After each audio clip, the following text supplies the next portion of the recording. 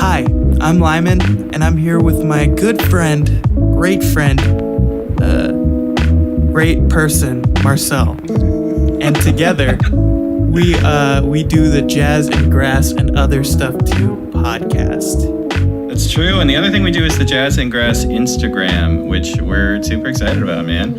We do a new guitar lick on that account every single weekday, and we do 2 posts on Friday. I think we're at 560 now. We just give an update every podcast about what we're at. Every single podcast. And these might not go up in order, so it might fluctuate. Yeah, it'll be all over the place. Anyway, do we want to talk about our special studio guest here? Yes, we have a guest today. It's all you, Marcel. Yeah. So our guest here is oh man, I hate this. I hate doing this. It's a guy named Nakos Marker. We play together in a duo called Marcel and Nakos. We're really proud of that title. Please don't take it. That's our original content. That's our OC. Anyway, Nakos is a wonderful dobro player. He's a really talented dude. He comes to you right out of Brooklyn. This is Nakos Marker. Hi, everyone.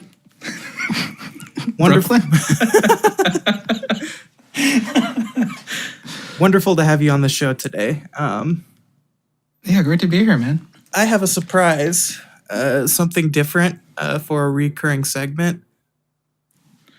Oh, hey, look at that. So this is the cup that Lyman's drinking out of today. It looks like just bright, glowing white. Will you tell me what color that actually is? It's actually like baby pink.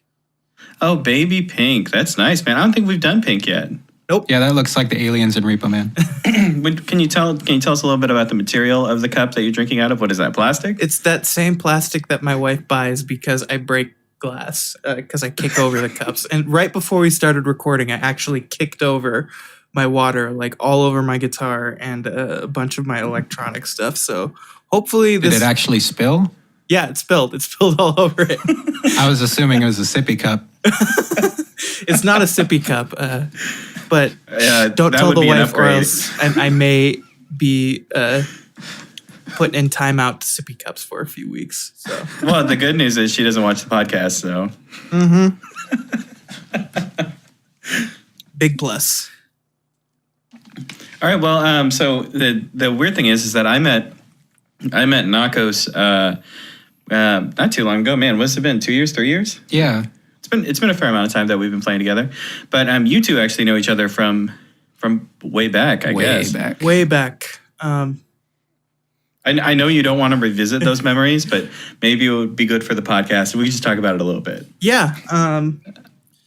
I don't remember very many things before I turned 15. That's about the time I started. I call it I started coming online. So is this like a internet kind of thing or no? okay. I'm just a moron and don't have very many vivid memories before I turned 15. I mean, kind of the same for me. Middle school was a huge change for me because I'd been homeschooled before that. So I remember a little bit more, maybe just out of trauma. But I wasn't aware until I heard the podcast that you only played violin for a really short time. Yeah, I played until about my freshman year of high school, and then I stopped completely. Was that 2 years? 3 or 4 years, yeah. Oh, okay. Because I started out on the viola. Right. But yeah, I wanted to play those melodies, those leads. Oh, you did, yeah. Little Captain Showboat in first chair in Diaz's orchestra class. I remember. I was a little butthole when I was Everybody was envious of you because you looked like you didn't try at all. He probably didn't. He probably didn't try at all. Actually, he was probably the only one in the class who practiced at home. That's why he looked effortless. It was probably a combination of both.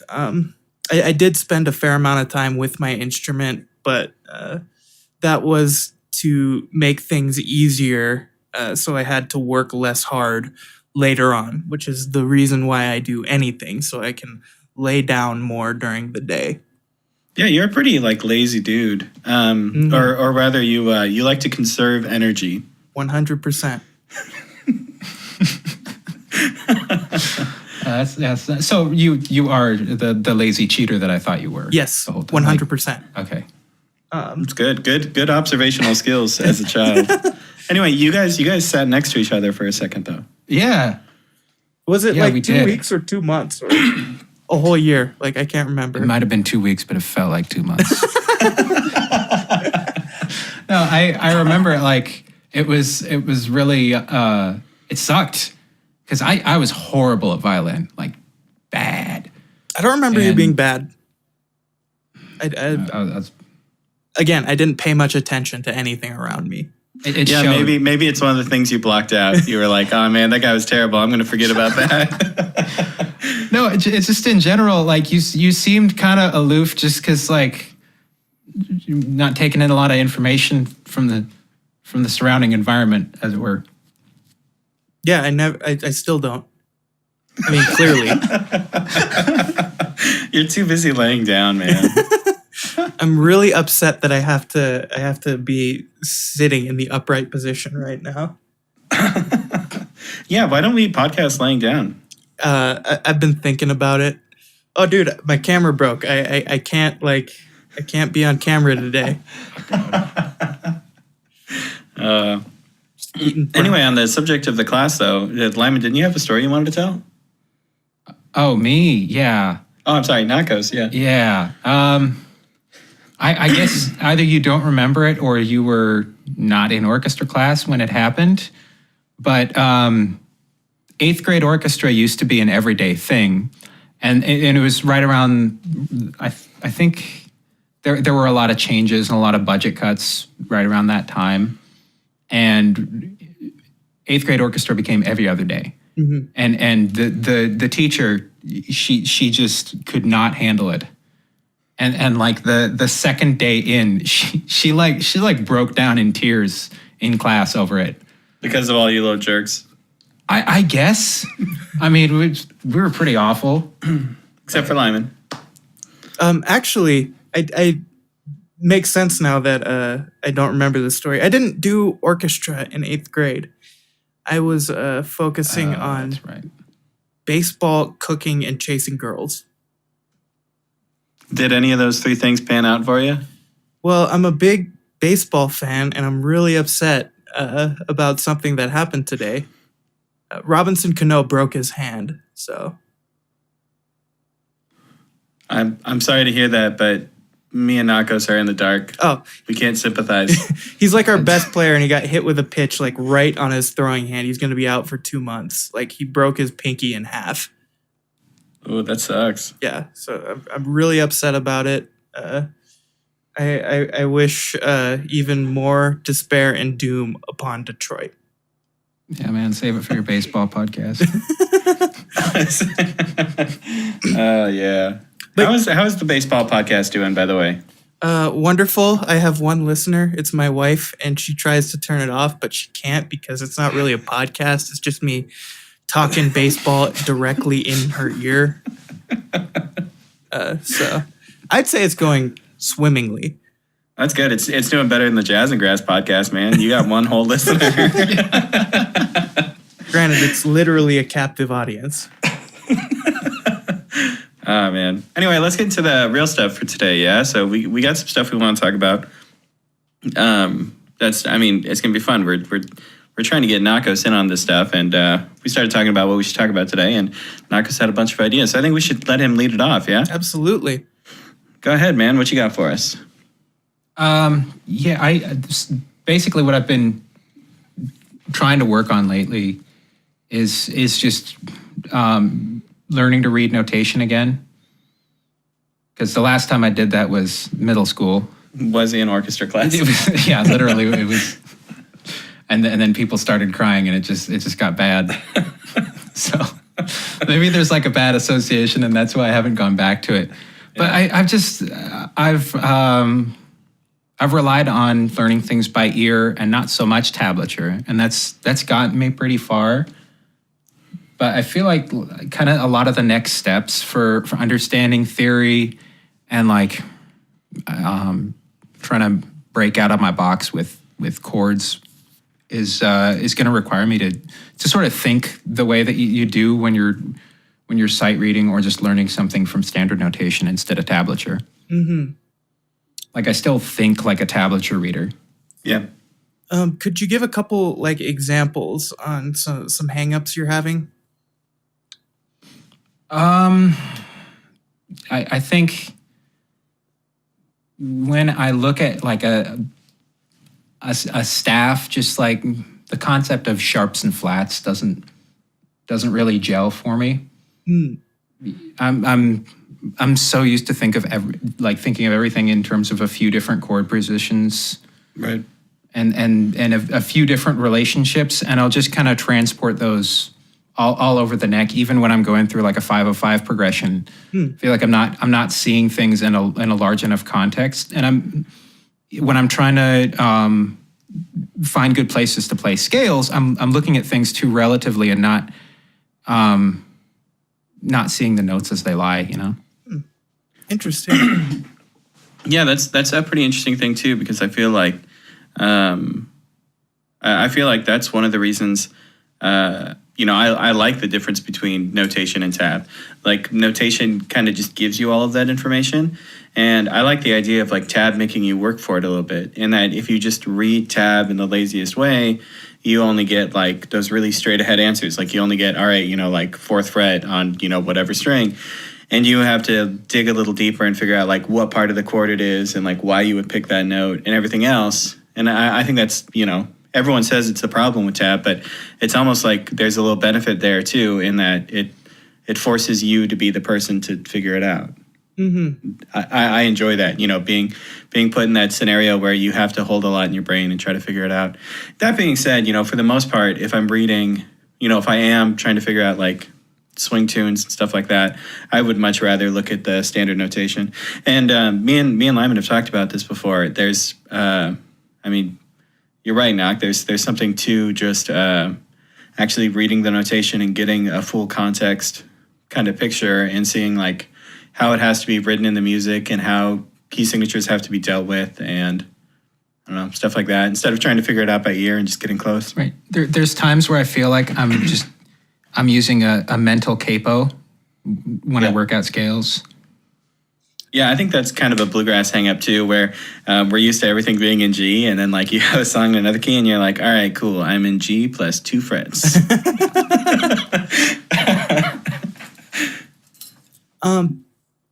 One interesting thing to me about notation that's kind of cool is like chords. Like certain spellings of chords just look really nice. Like if you have like a major triad, it's just stacked either between lines or each note sitting on a line, like in root position. And the inversions, you add either a space or a line, so that they just look pretty, and you can start to like sort of recognize these shapes on the paper when it comes to chords and chord voicings. Yeah, there's something really beautiful about actually reading chords on the sheet music. For instance, like a major 7 chord, you'll always have like the 2 notes that have stuff apart, like right next to each other. Mm-hmm. And it's really easy to recognize like, oh, that's going on in the chord. And if that's on the root note, you immediately know what kind of chord it is, without even having to like look through the notes carefully. That's been one thing with me, like in my journey at becoming a better reader, is just recognizing like I think of them as like shapes, like the distances between certain intervals, and sort of like committing that to tactile memory. I see like something and I can recognize that as a major 6th or minor 3rd or whatever, and translate that sort of visual information into tactile information with my hands and the instrument. Mm-hmm. Yeah, I mean it's a good skill. I think that our instrument makes it a lot harder, though. I mean, your instrument makes it a lot harder. Well, yes, your instrument especially.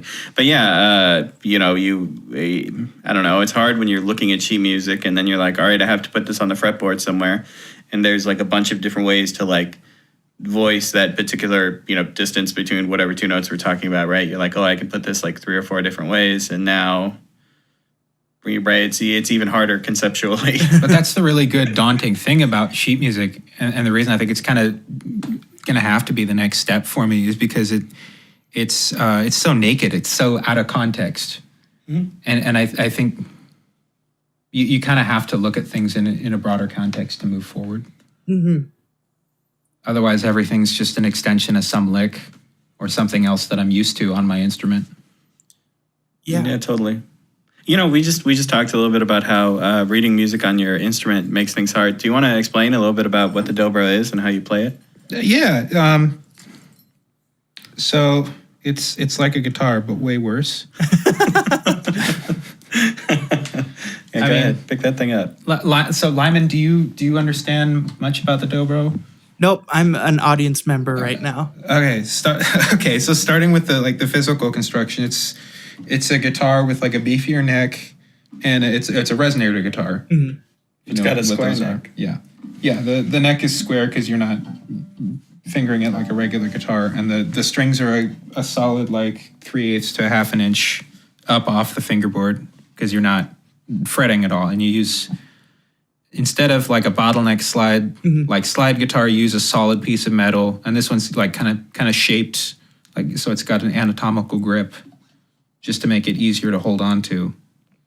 And pretty much everything just has to come out of the tuning, and you've got one movable fret. So, and dobro tuning, the standard one is just a double triad in G, so GBD, GBD, and you can. So you starting out, you're just going straight across. So every chord you can play, every interval has to come out of that major chord tuning. Mm-hmm. And to get other chords, you can slant the bar. So like an example, I've got C here. So I got C, E, G, and there's kind of a geometry to it where I can like bend. Each fret I go up, I have to bend one more forward. For each string I go up. So like E becomes F. Going up a 1/2 step, and then G becomes A, going up 2 frets. So I get F there. When I slant forward, and then back to C. And it's so hard, even when you get good at it, to like keep it in tune. Yeah. Anything more than like a modest pace, and it's really hard to switch back and forth. So just for the sake of the listeners out there too, how would you play a minor chord on your instrument? Because you're tuned to a major chord. Like not. you play. I actually did a video on this on Marcel's channel, and I think the prudent thing to say is like the best way to play into minor chords is not to play them. So you'll do a power chord, just omit the third, or just play bass notes. I've seen people do shell voicings of just like a third somewhere, but the way to fully voice it, the tip of the bar can sort of split across 2 strings to keep them at the same fret, while further back you're bending it down to get the one string a 1/2 step low. So I've got this inversion of C here with the third on the bottom, so I can bend that third down and and you can hear how it goes slightly out of tune. But if you're doing it pretty quickly, you can kind of adjust. It just sucks. So you've said a lot of horrible things about what your instrument does and everything. I think we should have Nakos like play a little bit of a tune or something, so we can prove to people that he's not awful after he just talked some serious trash about his instrument. Yeah. Well, what it does really well is just anything diatonic. Open strings tend to be super active because everything's mixing so quickly in the resonator. So all of your solo dobro stuff tends to sound like.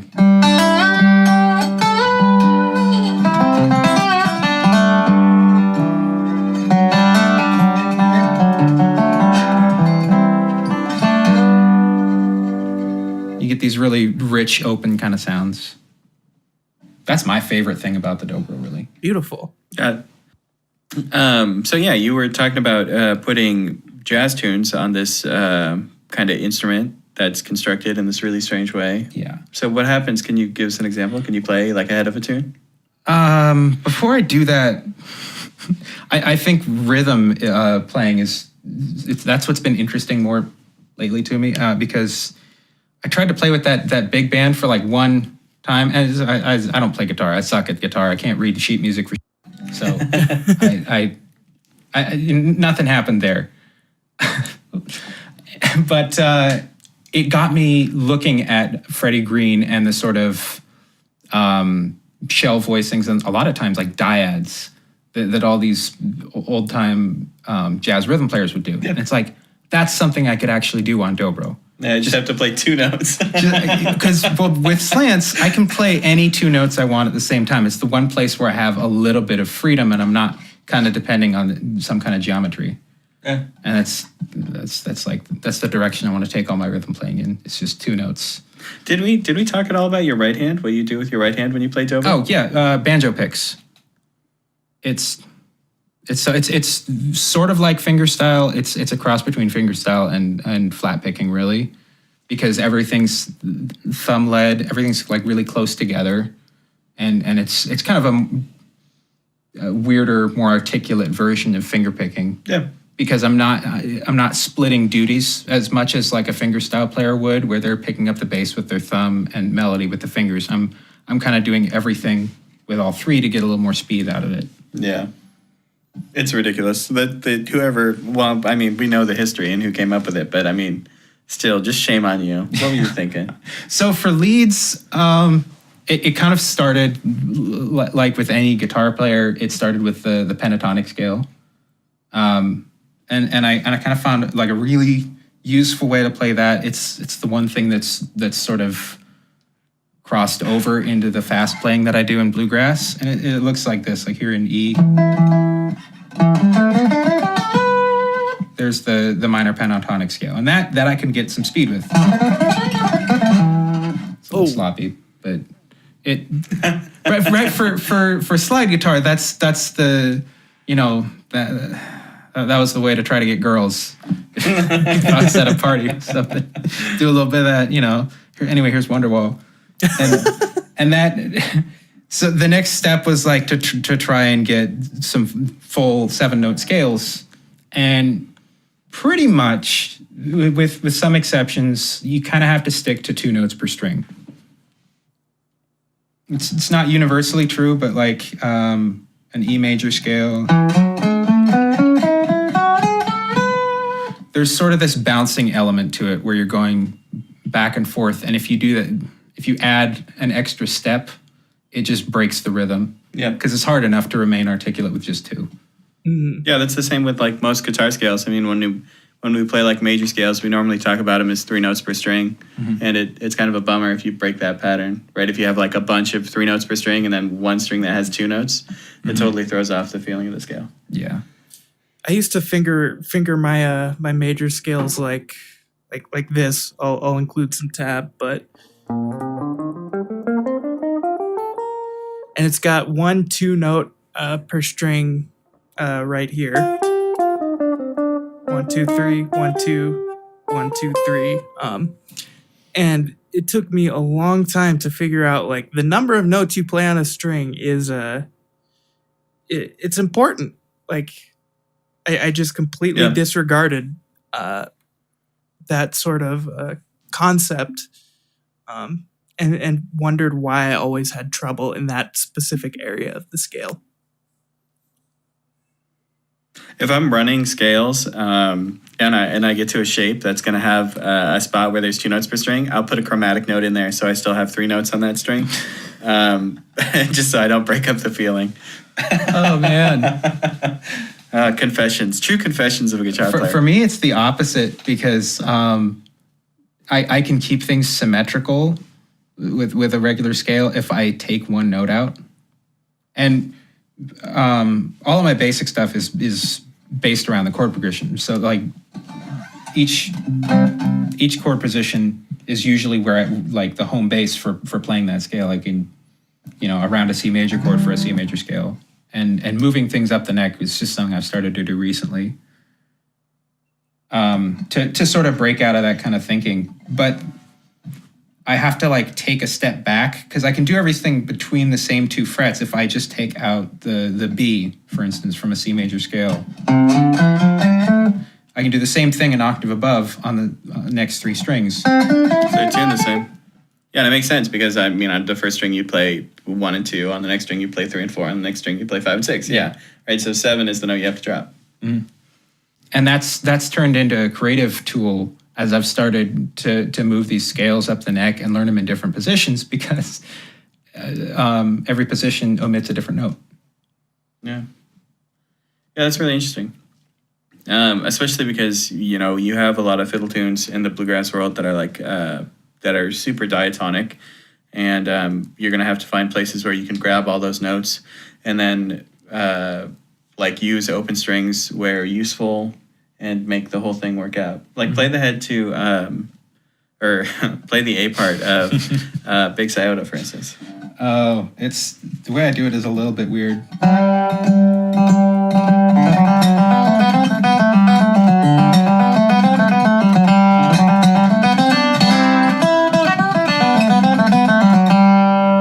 Yeah, I mean, that requires you to do quite a bit more work than the average instrument. Yeah. Yeah, the hard parts for that are that little triplet because it's got a 7 in it. And it's that's a closed position move, right? Most of the time I'm like, every other note's got to be an open string. Yeah. Pretty much. And that's what you'll see in like any dobro arrangement. Yeah. And then the going from C to A is just another tough one. Yeah, right. Oh, man. Funny stuff. And you also want to line it up so you don't have an upstroke on a lower string right after a downstroke, even though it happens all the time. And it's really just something to get used to. Right. But that's another hard thing. Jeez, man. Yeah, everyone go out and buy a dobro. Super accessible instrument. It's not really hard to get started. Super easy to learn on your own, too. You don't need a teacher. You don't need any special equipment either. I mean, just get the thing and you're good to go. Yeah. Really easy to maintain. Yeah. Super easy to maintain. Yeah, it's been like 5 years since I changed the oil on this thing, and it still runs great. Man. Anyway, let's roll back on topic. Yeah. Yeah. So we were talking about some notation stuff, right? Mm-hmm. So yeah, Lyman kind of brought up before we started the podcast that his take on notation is kind of interesting in that he, if you haven't heard, he posts a bunch of stuff on SoundCloud, a bunch of what's the word? They're free to use for like stuff. The word is Creative Commons? Yeah, Creative Commons, yeah. And so you're welcome to go check that out and use them in your vlogs or whatever. But yeah, you post a new tune how often? Every Tuesday and every Friday. Yeah, which is crazy. I would never do that. That's horrible. You also pump them out like a madman. Like you were talking about on our last podcast, you just like lay down and play guitar solo after guitar solo. Yeah. Not like lay the tracks down. Like I'm literally laying down in my bed. But the point here is that right when you write on that software, if you're going to program some part of that, you're not using tablature and you're not using standard notation. No, I use neither of those things. I use what's called the piano roll, and there's actually a little bit of history that goes with the piano roll, like. It's the type of notation that was originally used on player pianos when you had those little rolls of sheets of paper that you'd feed into the player piano, and then it would play what holes you punched out of the paper. And the way it's sort of laid out is like it's laid out like a piano keyboard. And when you need to grab a note, you just find the key on the keyboard of the note you want to use, and then drag it for the length you want to use it for. So whenever I'm using a piano roll, I'm on a grid, usually 4/4. So I'll just drag a note or 2 or 3, like whatever the length. If it's going to be a half note, I'll just make it half of one bar. I don't have to write a note or find the note that looks like a quarter note, but it got its middle punched out of it. I can just drag the note the exact length I want it, and it's given me some interesting possibilities on note placement. Like, I'm really enamored with the concept of what swing really means. Like, say swing is a quarter note triplet tied to an eighth note triplet, and I'm not convinced of that. So I can place notes like in between, like an eighth note and a 16th note. Like, I can move notes off the grid and get like really, really precise. Off the grid. Like microtonal, but microrhythmic. Yes, exactly. So you're like varying how heavy the swing is. Yeah. Okay. I recognize now what you're talking about. I didn't know exactly what you meant by piano roll, but it's like the MIDI programmer. Yeah, and you've got a piano keyboard stretched out like a y-axis, and then time is on the x-axis. Yes. Okay. Yeah, I see that a lot these days. Yeah, I think it's the future. Like, I don't think notation or tablature should go away, but a good portion of today's music is being made, for better or for worse, in completely inside the box, programmed with more often than not on a piano roll. I think the piano rolls. But by the way, I just wanted to say that you said I think it's the future, and I'm not sure if that makes you sound young or super old, but certainly one of the two. Anyway, It's already using it. Like, and it's especially used in any music education videos where they're kind of aimed at the layperson. Yeah.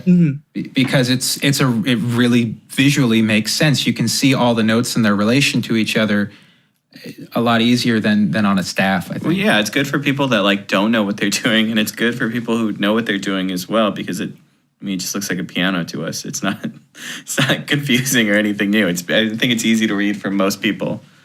You know, it's definitely more intuitive than sheet music, the least intuitive thing ever. But that's just something, like, I feel like if you're not literate in piano roll yet, you should take some steps to become literate in piano roll, because it won't take that long. It's really user friendly. I recommend FL Studio. That has the best piano roll like I've ever seen. It's so easy to use. Say the fun version of it. What's the FL stand for? It used to stand for Fruity Loops until ImageLine got sued, and now they can't call it Fruity Loops anymore. Man. Is it just FL and it doesn't stand for anything now? Yeah, it's just FL. I didn't know that. That's funny. Yeah, they got sued by General Mills. Friggin' cereal makers. That's funny. Man. So right now they can only make recording software, and they can't make serial anymore. Correct. 100% correct. ImageLine, please sponsor me. Yeah. I've definitely heard of FL Studio. Oh yeah, totally.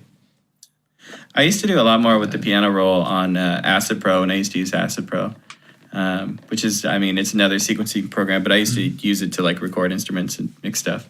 But yeah, in the past, I've used it to make a couple. I don't know. I was using the piano roll in Acid Pro to like make some ringtones. I made some like really crappy like MIDI versions of like embarrassing pop songs, just because I thought it was funny to like have that as my ringtone, you know? I also, I did it as a gag on my channel. In my last video, there's a little moment where I make like a fake startup screen for like a pretend video game. And the music that plays in the background is a MIDI version of a bluegrass tune that I made using a piano roll. Wait, you made the music for Kentucky Fighters? Yeah. Nice. And I'm gonna share a little bit of my lazy cheating ways with you guys, just for a quick second. Yeah, it is with that step by step. First, you lay down. So, like, if I get called to write charts for like horn players in my band, I used to do this with my funk and soul band. I would just write it all out in the piano roll.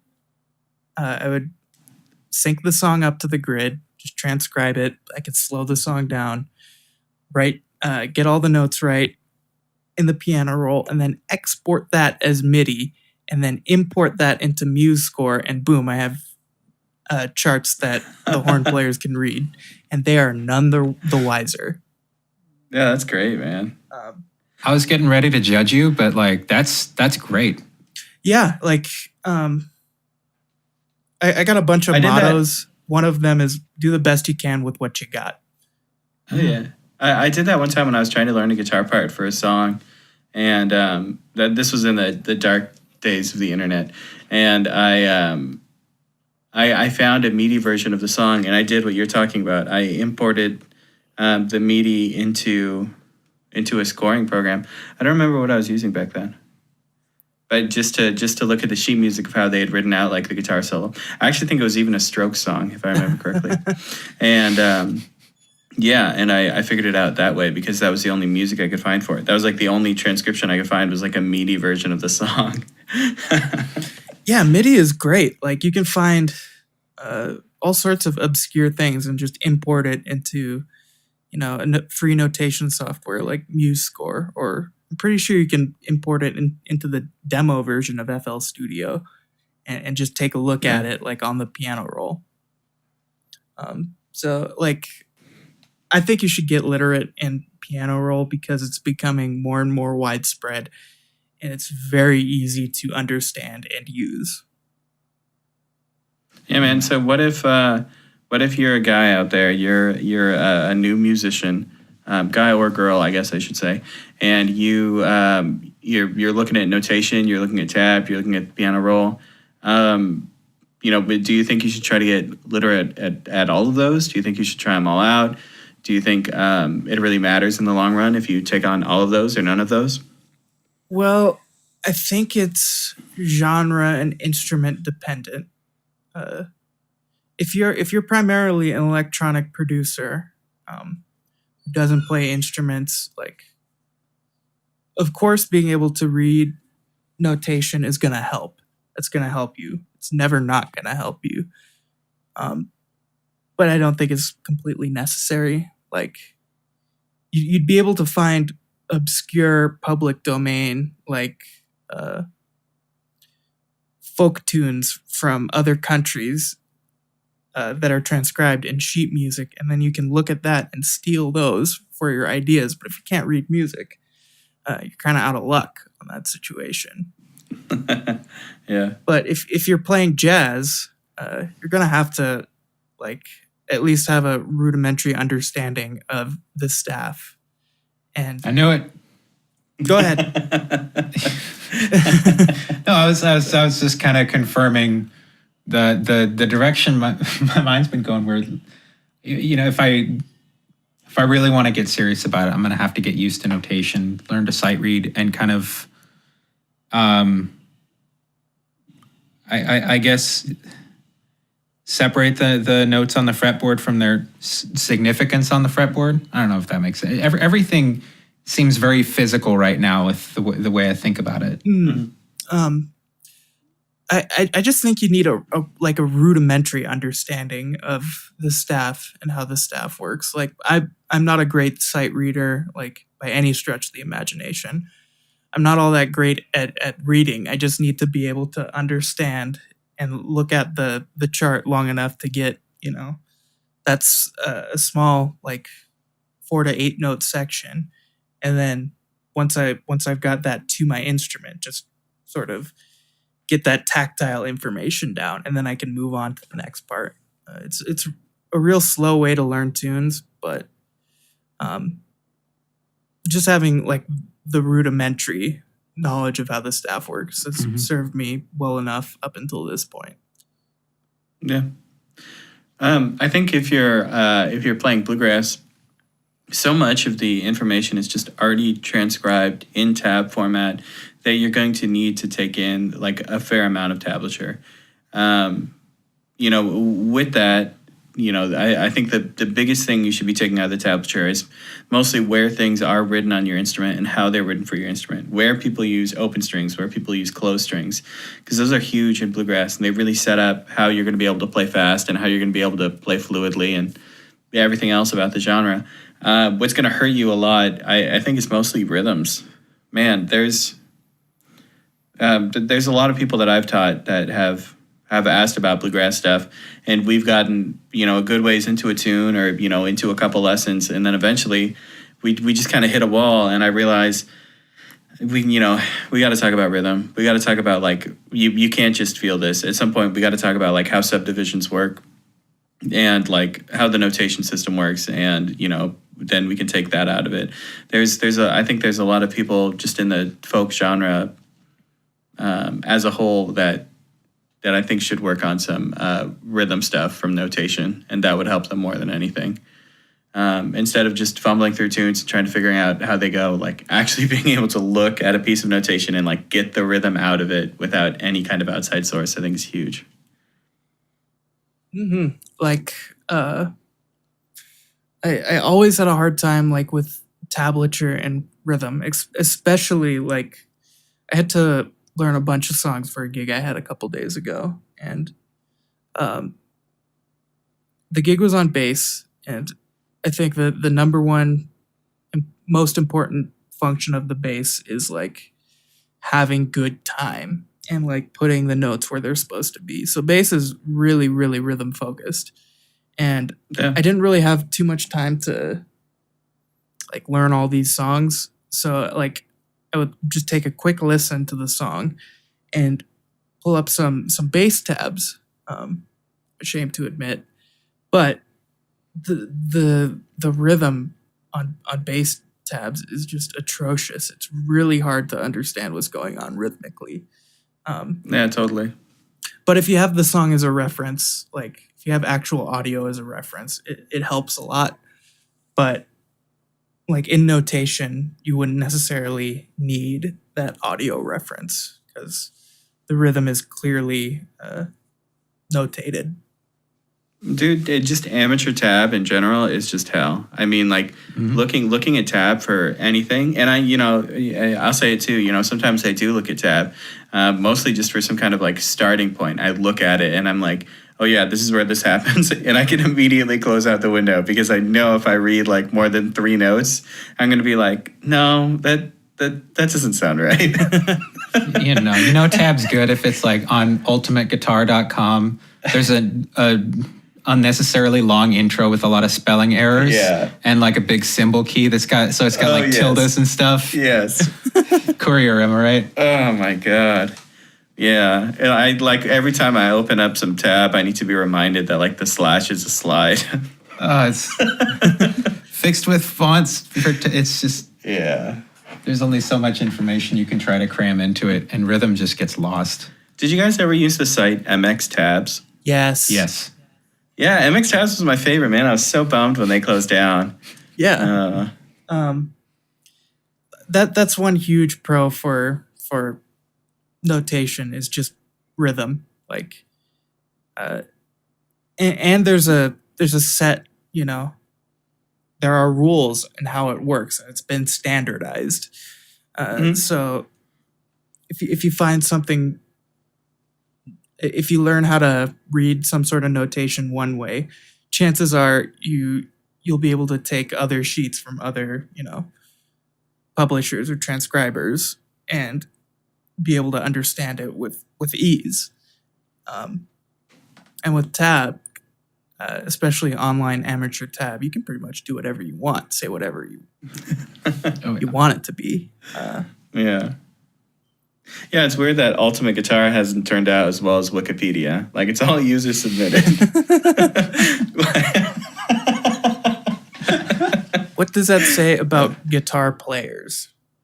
Yeah, right. It says, I think it says we got bad time and we have bad ears. If actually, you guys, if you really want to go down that rabbit hole, look at amateur pedal steel tab. Oh, man, wow. Yeah. Subset of a subset. Yeah. Right, because you basically have to write out tablature just to explain the tuning, which they don't call a tuning. They call it a copedant, Wonderful. which Love is it. like shrinking of codependent, which I guess because it's the relationship between the tuning and what all the pedals and knee levers and knobs and switches do. Oh, man. But it's so crazy because they basically have to have like a separate section of tablature for what you press and when. And there's a lot of like, there's legato stuff that they'll do with where the pushing the pedals is more than just changing a note. It's part of the music. Yeah. Oh, man. Wow. Yeah, I love that. And that's one place where it would almost be better to just put it all in standard notation, show it as just a gliss, and show all the chords. Yeah, and then you can finally read how to play Sweet Child of Mine on the pedal steel. Sure, it's been done. That's got to be like the most tabbed song. The most poorly tabbed song. I saw somebody did the solo from Jump by Van Halen on pedal steel. It worked really, like he made a really good arrangement of it. Yeah, man, I'd listen to that. You have? All right. All right. We have some reoccurring segments that we like to do. And we would love to hear what Nakos has for these. So why don't you just talk a little bit about what you've been listening to lately? Oh, wait, we're letting him do the listening to thing? We're not going to ask him what color his cup is? Oh, what? What? This is what happens when you put me in charge. Yeah, right. No. He doesn't have a cup to drink out of. Go ahead. What have you been listening to lately, man? I've been listening to Lucky Brown. Really? Yeah. Shout out to Lucky Brown. Yeah, I've been listening to their 2012 album. Whatever. I forget what it's called. That's cool. We'll edit it in really casually. It's the one that isn't Mystery Train. And that getting back into them, because I've listened to Lucky Brown on and off over the years, has kind of led me on this down the rabbit hole of the stripped down funk soul kind of sound. You know, a lot of these minimalistic grooves, kind of lo-fi stuff too. I'm pretty sure Lucky Brown recorded to tape or something. Oh, wow. A lot of room for the dobro, too. Yeah, actually, because the dobro is a really percussive sound. And there was actually a moment at a jam I went to with Marcel where I used part of one of Lucky Brown's grooves over like sort of like an A, not minor, but like mixolydian enough that I could do this. It was this really bluesy A thing, and it was feeling kind of like a funk groove, and the rhythm just worked. So there's this, I think it's in Jesse's Party, in where the guitar is just doing this.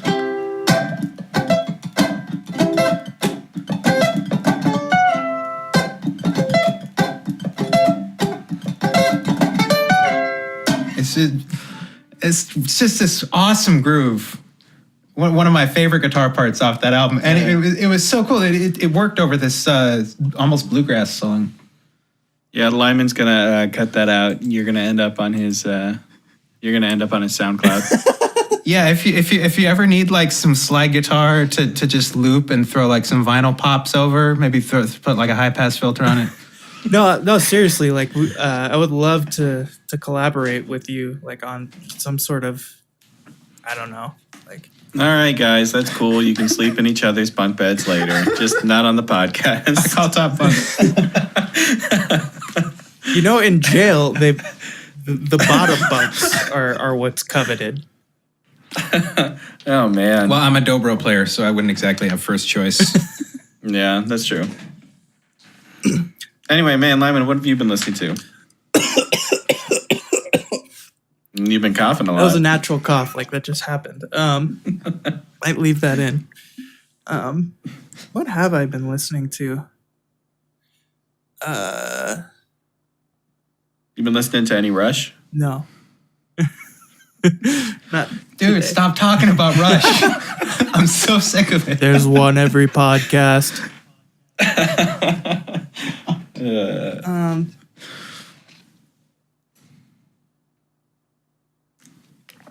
I passed this week Silence on what I'm listening to. Well, all right, I'll go while you think, but mine's pretty lame too. Mine's like not cool at all. Well, I mean, it is cool. It's just like, If it's not Rush, it's a start. yeah, right. Any step away from Rush is a step towards recovery. No, it's so I just took on with a group. This gal, her name's Heather Kenny, and she's a songwriter, and I saw her at like a songwriter circle. It's also run by a friend of ours, and she was playing with a cajon player. Just super good songs. I mean, super solid songwriting. She seemed like a really capable performer. Sometimes when you're watching people perform, and you just notice that like they're not missing notes, they're not like fumbling, or like the chords are always right. That kind of stuff. Just basic like, oh yeah, you really know your own songs. Like the first chair in an orchestra class. Like first chair in an orchestra class.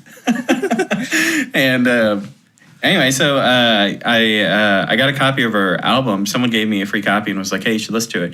And so I put it in, and then I checked out her stuff on like YouTube and everything. Everything's like super well produced. I was super impressed. Sent her an email and was like, hey, I should play with you. And of course, she's playing at like the local bluegrass show in town. And so I was like, all right, well, I guess I can be ready for that like in a week. So I've been learning, I don't know, so many songs, maybe like 20 of her songs, just to be ready to perform. So yeah, this weekend I already did one of the 2 rehearsals that I have, and the show is on Tuesday. Nice. So all I have time to listen to is Rush and her music. Man. That actually Night by night. actually reminded me, like I had to listen to a bunch of music to learn for a gig I had on Friday. It was all 90s alternative, at least mostly 90s alternative. Rush was putting out albums up into the 90s. Oh, and you were just talking about Yes before we started. This is bad. Rush is retired, right? I think they finally. They're not like officially retired or anything, but they said Neil Peart said he didn't want to play any more shows because he doesn't feel like he can like do it as well as he once did. So, because he's old. Yeah, because he's old. He also had some pretty tragic family stuff going down. Like recently? I don't know. Like more tragic than the other stuff? Guys. Yeah, hey, why don't we save it for my Rush podcast? Yeah, the one that I just talk at Nakos and he tells me to stop. Stop. Literally captive audience. Yeah. That is called a callback. Very common technique in comedy. This is now the Comedy Theory podcast. Hey, save it for your Comedy Theory podcast. But yeah, Cranberries, Nirvana, Alanis Morissette. Who else? I don't know. Like when it comes to learning songs for a gig, I learn them. I learn them just well enough that if I have like a reference sheet that I made, I can fumble through it and then I immediately forget. So. Yep. That's the way to do it. Because I never know if I'm going to get hired again or not. Like, it's really a crapshoot. For me, at least. Yeah. That's because no one wants to work with you more than just for a little while. They find out what you're like. They kind of actually meet you. They start, like, seeing just all of your sort of neurosis and stuff like that. And they're like, all right, this guy, we just got to kick him out now. Well, you're not wrong. It's one of those interesting distinctions between musicians. I think I meet more of the forget it all immediately types, but there's some people who who will tell me. It's usually like the older guys who are like, I remember everything I've ever had to learn for any set. Do they really? Yeah, I don't understand how that works. I don't know. Mark Kelly's a little bit like that. Oh yeah. He just remembers everything that, like, he's got pages and pages of like detailed. It's like the play-by-play of every day in his life, and if somebody told like an interesting joke, he's probably got it written down somewhere. Man, The guy is a machine. Yeah. I had I used to do musicals in the pit, and the guy I used to work with was a guy named Steve Barnes, who was a piano player. And so we would go through. I would always come on late in the production, so I didn't have to rehearse very long. And then, I'd do the run and I'd be out. But a lot of times when I would meet up with him and I would start learning my part, and he's been rehearsing piano with the cast, he'd already have memorized like this 3-hour play over the course of like a month. And when we actually did the shows, he just wouldn't have the sheet music in front of him. So he's memorized all of every tune. And if you've never played a play before, each act normally has about 30 songs, including transition music. And songs have like different vamps in different places, and like stuff has to happen on stage before you move on in the song and stuff like that. And he would memorize the whole thing. And then like a couple months later, he would be able to pull up like, I would say like 95% of like a show he had played recently. It's incredible. I saw that guy play like a cast performance. It wasn't the play, but it was like everybody singing Les Mis, and he did the entire thing without the book. It was just him playing. It was ridiculous. Yeah, all of Les Mis without the book. There you go. Yeah. He's a monster. I was there. I seen it. Yeah. I seen it happen. I remember when I played a gig with him one time. I was young. I mean, I was playing bass, and it was the first production I had ever done, and I ever did. And I remember he gave me back. He sent me an email of like notes of things I need to fix, and it was like 3 pages of just like, hey, like in song like 4A, you need to fix the E flat in bar 53. And we would do these rehearsals, and like he wouldn't have sheet music in front of him and stuff like that. And then I'd get these notes, and I'm like, who are you? How do you do this? Yeah. Yeah, that was terrible. Anyway, what we're working on? Yeah, let's move on. I have the most relevant one because what I'm working on right now is notation. Oh yeah. It's kind of taken me back to orchestra class because the most relevant free sheet music I can find online of just like exercises is all for violin. Wow. Yeah. So I'm just taking like violin scale exercises and kind of trying to map that to the dobro fretboard and think less about chord positions when I do it. Yeah, that's true. I can send you what I've been working on for reading. It's all traditional Japanese folk tunes. So it's all pentatonic melodies. Finally. Yeah, some anime theme songs as well. No, it's not anime theme songs. It's just where they all came from. It's the origin. Along with sheet music for Closer to the Heart, Fly By Night, Tom Sawyer.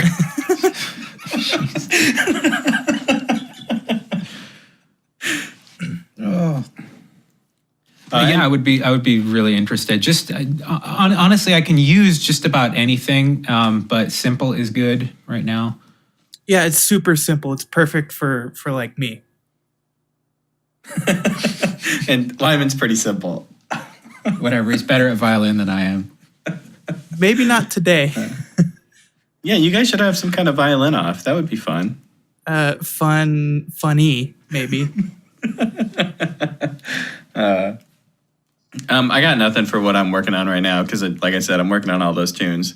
I'm working on not talking about Rush. You're doing a terrible job of it. Go ahead, Lyman. I might have mentioned this last podcast, but I found another new chord. And oh, yeah.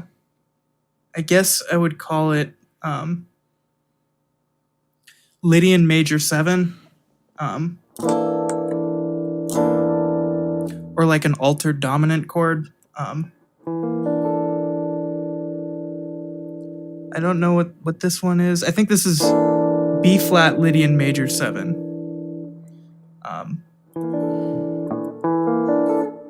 So you got this drop 2 voicing of B flat major 7, and instead of F, this F note, you play E. Or you could think of it as E minor 7 flat 5 and turn the minor third into an A. Ooh. No. The next inversion would be here. This would be the next inversion. And the next inversion would be this. I like it right here as kind of a C minor 6 sound, or a E flat Lydian major 7, or like F7, or like B7 altered. So it's another one of those chords you can use as a bunch of different things.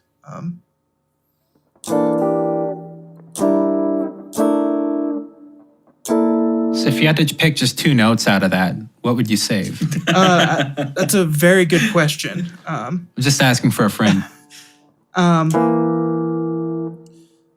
Maybe those. Maybe the third and the flat 5, or sharp 11, or maybe the third. I mean, especially thinking if you have like a bass player who's going to be playing something else out of that chord. Something with the third, or something with the flat 5. And yeah, like there's a bunch of really cool 2-note combinations out of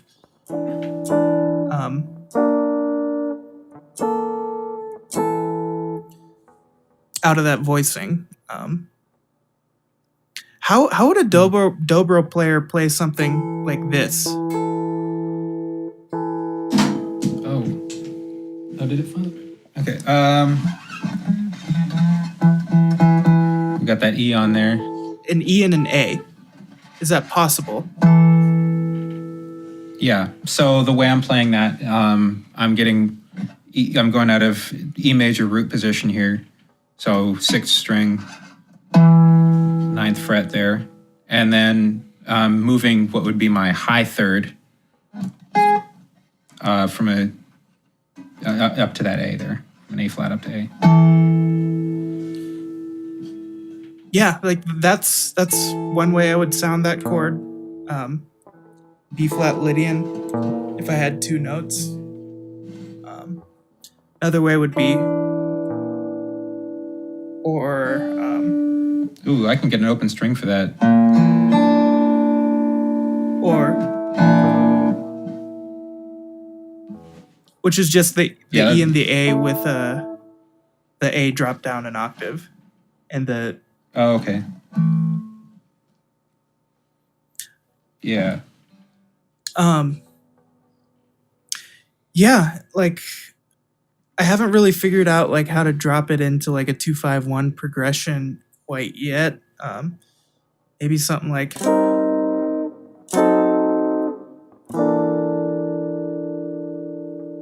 but Yeah, that sounds great. even that just sounds like a minor 2-5 to me. To a G minor 6. It sounds where it is in that progression though. It sounds like a darker version of a chord I'm more used to hearing, maybe like a minor 9 or something. Yeah. That's the one. Yeah. So I've been doing a lot of experimenting with that. Like I'll probably come back in 2 weeks, like ranting and raving about how cool the arpeggios are out of this chord, but I'm just gonna let it ride. Let the not think too much about the future. Yeah.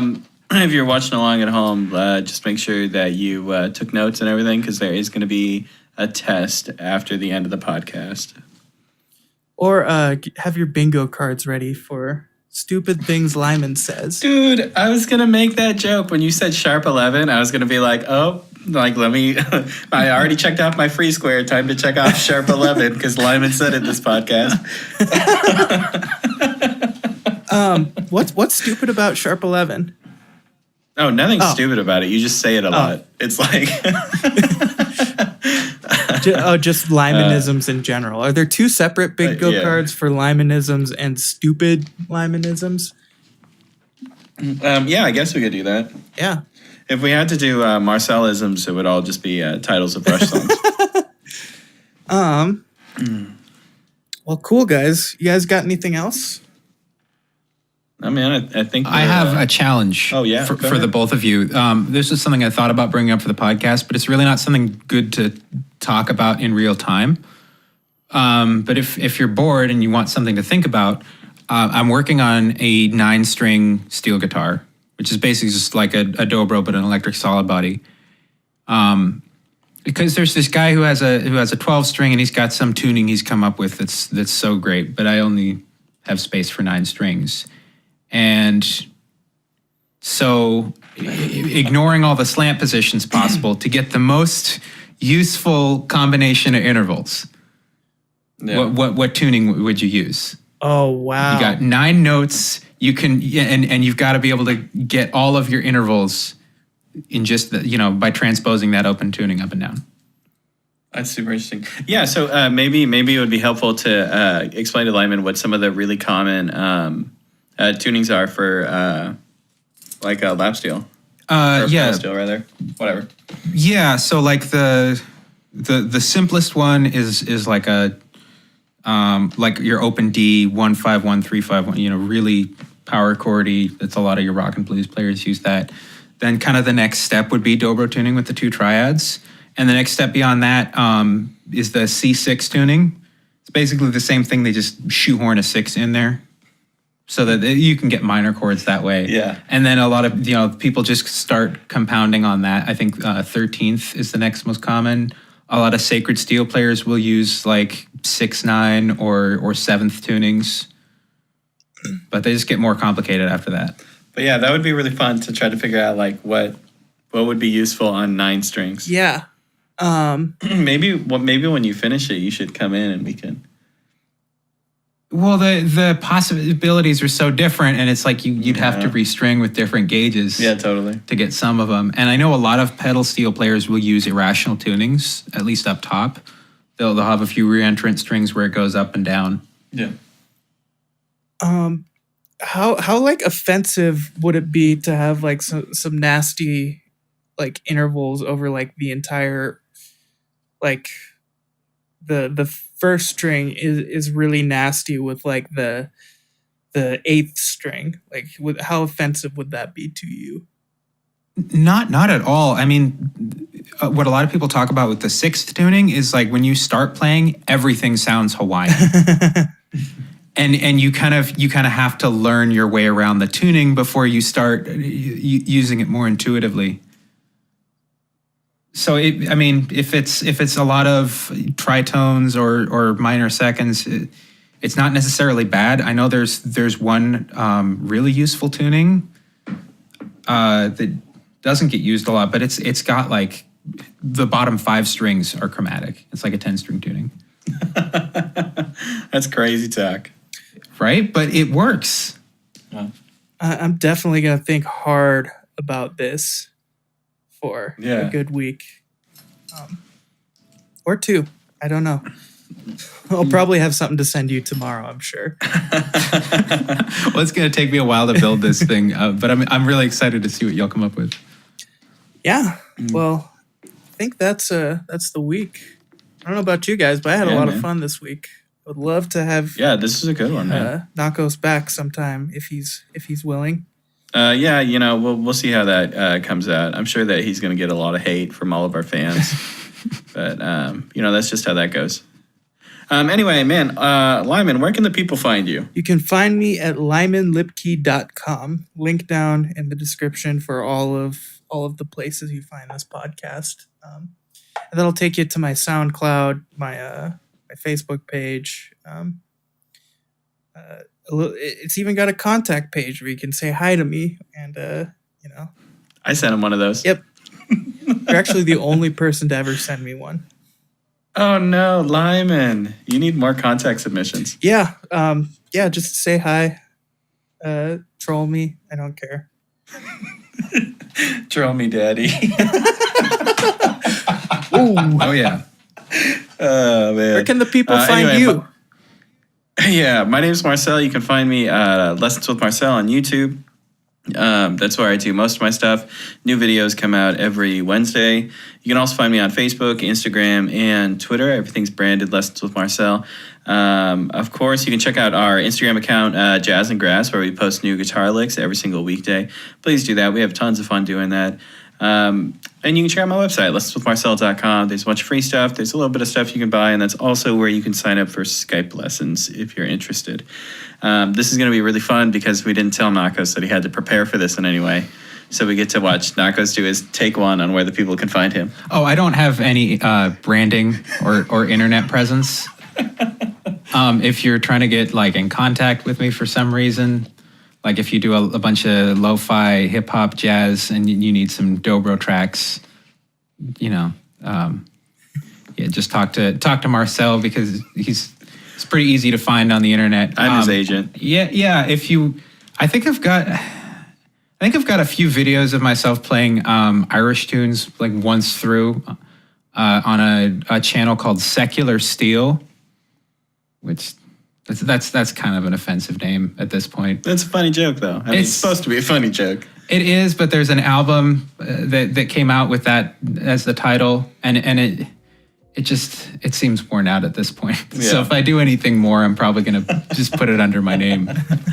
Anyway, that's where you can find all of us. Yeah. And lovely having you, Nakos. Lovely to be here, guys. Thank you so much. Yeah, thanks for coming on. We really appreciate it. If you like this podcast, please give us a rating. Whatever you feel like you should rate this podcast. I don't want your pity stars. Be honest. I guess that's it. We'll see y'all next time. I'm really time. bad at this. Bye.